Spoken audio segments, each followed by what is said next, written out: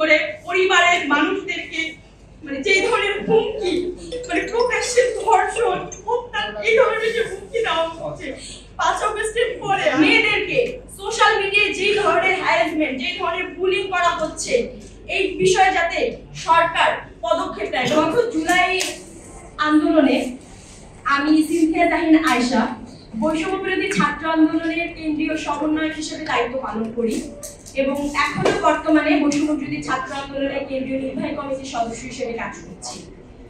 গত জুলাই বিপ্লবে আন্দোলনের একদম সামনের সারি থেকে আন্দোলনের নেতৃত্ব দেওয়া, মেয়েদেরকে সংগঠিত করা এবং বিভিন্ন জায়গায় আন্দোলনকে বেগবান করার জন্য কাজ করেছি। তখনকার সময়ে সোশ্যাল মিডিয়ায় বেশ কিছু আমার ভিডিও ছবি ছড়িয়ে পড়েছে।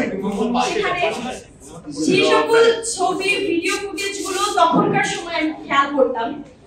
অনেক নিউজ সংবাদ মাধ্যম থেকে যখন প্রচার করা হতো, অনেক পেজ থেকে যখন ভিডিওগুলো প্রচার করা হতো, তখন দেখতাম যে সেখানে হাজার হাজার কমেন্টস, হাজার হাজার পজিটিভ মন্তব্য, হাজার হাজার অনুপ্রেরণা, একটা হচ্ছে মন্তব্যগুলো ছিল একটা অনুপ্রেরণা যে আমাদের বোনেরা আছে, আমাদেরকে সামনে থেকে রক্ষা করছে, আমাদের সামনে ঢাল হয়ে দাঁড়াচ্ছে, এরকমের হাজারো হাজারো মন্তব্য ছিল।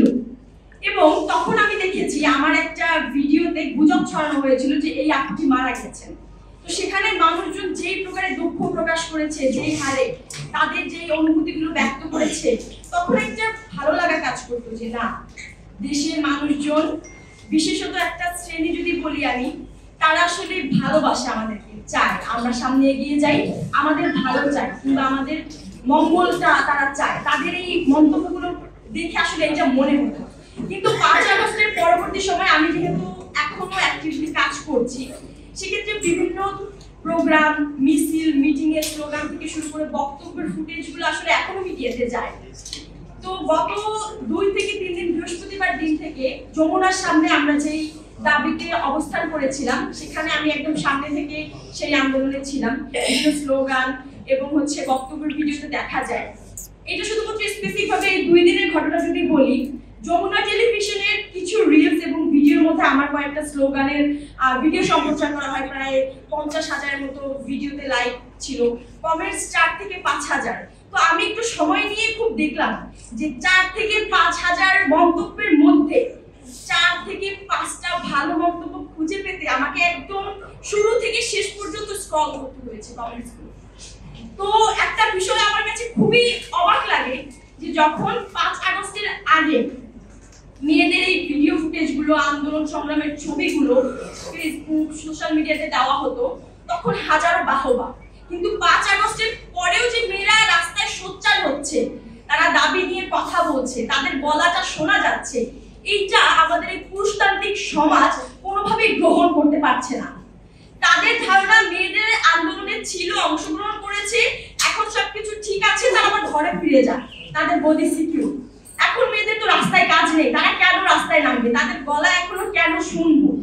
তো খুব অবাক লাগছে যে যেই আমার চেহারার ভিডিওগুলো একটা সময় হাজার হাজার মানুষ বাহবায় ভরে দিত, সেই আমার গলা এই 5 আগস্টের পরে শুনে শুধুমাত্র যে খারাপ মন্তব্য, বিষয়টা এমন না।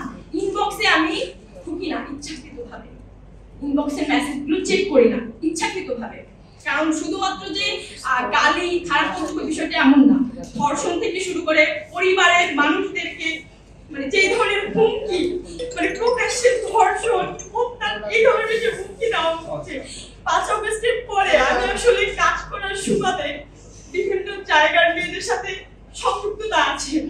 তো চট্টগ্রামের কিছু ঘটনা যদি বলি, তো মেয়েরা আসলে 5 আগস্টের পরে যারা আন্দোলনে খুব অ্যাক্টিভ ছিল, যারা একদম ফ্রন্ট লাইনে থেকেছে, তারা প্রতিনিয়ত ধর্ষণ থেকে শুরু করে হত্যার যে ধরনের হুমকি পাচ্ছে, রীতিমতো যদি বলি ফ্রন্ট লাইনের মেয়েদের মধ্যে 90 to 95% মেয়ে বর্তমানে ট্রমাটাইজ এই ধরনের হুমকির জন্য।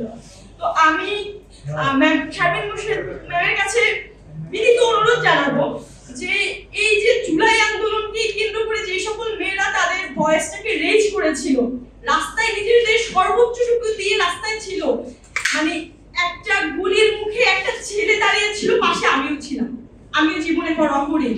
কিন্তু একটা ছেলেকে যেই ধরনের হচ্ছে না, যে ধরনের হত্যার হুমকি পেতে হচ্ছে না, মানে সামাজিক ভাবে তার পরিবার থেকে শুরু করে যে ধরনের অবমাননা তাকে পেতে হচ্ছে না, কিন্তু একটা নারী হিসেবে তার কয়েকশো গুণ আমাকে পেতে হচ্ছে। কিন্তু কেন?